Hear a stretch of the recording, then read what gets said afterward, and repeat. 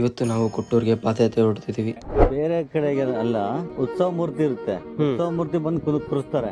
ಆ ಮೂಲ ದೇವರು ದೇವಸ್ಥಾನದಲ್ಲಿ ಇರುತ್ತೆ. ಕೊಟ್ಟೂರಲ್ಲಿ ವಿಶೇಷ ಏನು ಅಂದ್ರೆ, ಈ ಮೇನ್ ಮೂಲ ದೇವ್ರು ಇರುತ್ತಲ್ಲ, ತೇರಿನ ದಿವಸ ಅದೇ ಬರುತ್ತೆ ಹೊರಗಡೆ ತೇರಿಗೆ ಜನಗಳ ಹತ್ರ. ಅದು ವಿಶೇಷ. ಆಮೇಲೆ ಇದೊಂದಂದ್ರೆ ಆ ಮೂಲ ನಕ್ಷತ್ರ 5 ಎಷ್ಟು ಗಂಟೆ ಬರುತ್ತಲ್ಲ, ಆ ಒಂದು ಟೈಮ್ 5:35 ಕೆಲವೊಂದು 5:40 ಇದರ ಟೈಮಿಂಗ್ಸ್ ಇರುತ್ತೆ. ಆ ಟೈಮಿಂಗ್ಸ್ ಅಲ್ಲಿ ಬಂದಾಗಲೇ ಅದು ತೇರಿನ ರಥ ಆಯ್ತಲ್ಲ, ಅದರೊಟ್ಟಿಗೆ ಅದೇ ಮುಂದಕ್ಕೆ ಮೂವ್ಮೆಂಟ್ ಆಗುತ್ತೆ. ಆಮೇಲೆ ಎಳೆಯೋದು.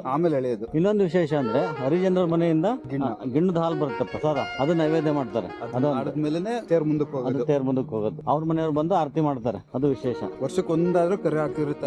ಆ ಟೈಮಲ್ಲಿ ಕರು ಹಾಕಿ ಹಾಕುತ್ತೆ. ಆ ಟೈಮಲ್ಲೇ ಕರು ಹಾಕುತ್ತೆ. ಟೈಮಲ್ಲಿ ಅದೇ ಮನೆಯಲ್ಲೇ ಇಲ್ಲಿ 2 ದಿವಸ ಮುಂಚೆ 1 ದಿವಸ ಮುಂಚೆ ಇಲ್ಲಿಂದ ಗಿಣ್ಣದಲ್ಲಿ ಸಿಗೋ ಟೈಮ್ ಕರೆಕ್ಟ್. ಆ ಗಿಣ್ಣದ ಪ್ರಸಾದ ಸಿಕ್ಕೇ ಸಿಗುತ್ತೆ. ಗಿಣ್ಣದ ಅಂದ್ರೆ ಮುಂದಕ್ಕೆ ಮುಂದಕ್ಕೆ ಆ ಮೂಲ ನಕ್ಷತ್ರದಲ್ಲೇ ಮೂವ್ಮೆಂಟ್ ಆಗುತ್ತೆ. ನೀವು ಅದು ತೇರಿಗೆ ಪಲ್ಲಕ್ಕಿ ಕುಂದಿರ್ತಾರಲ್ಲ, ಅಲ್ಲಿ ಇರಲ್ಲ ಅವಾಗ ದೇವರಲ್ಲಿ. ಅದೇನು ಇರುತ್ತಲ್ಲ ಈಶ್ವರ ತರ ಇದೆಯಲ್ಲ, ಅದನ್ನೇ ತಗೊಂಬಂದು ಪಲ್ಲಕ್ಕಿ ತಗೊಂಬಂದು ತೇರಲ್ಲಿ ಕುಂದಿರ್ತಾರೆ. ಉತ್ಸವ ಮೂರ್ತಿ ಅಲ್ಲ, ಅದು ಮೂಲ ದೇವರನ್ನೇ.